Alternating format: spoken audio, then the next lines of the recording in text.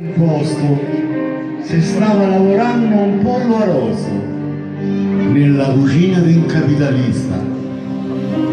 Quando Tantinestino su per aria si affacciò un altro gatto. Amico mio, pensa, gli disse che ci so pure io, che appartengo alla classe proletaria. Io che conosco bene le idee tue, so certo che quel pollo che te mangi, se vengo giù, sarà diviso in due, mezzo a te e mezzo a me. Siamo compagni, no? No, no, rispose il gatto senza core. Io non divido niente con nessuno, for socialista quando sto a digiuno, ma quando mangio so conservatore.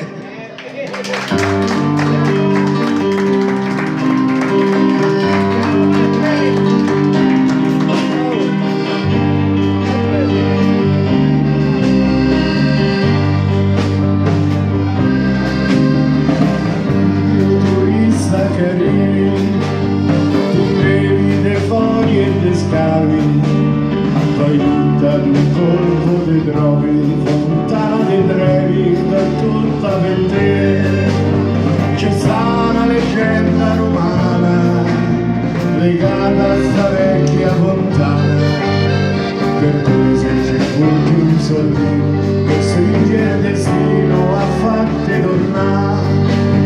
E mentre il sordo bacia il fontanone, la tua canzone in fondo è questa qua.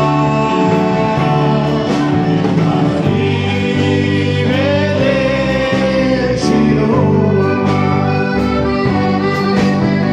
vai au revoir.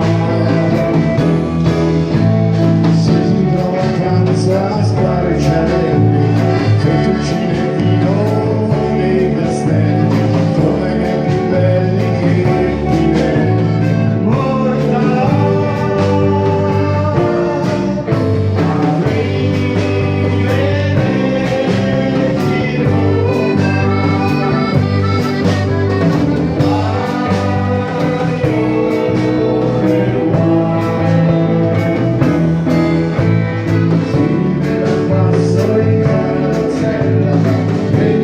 quella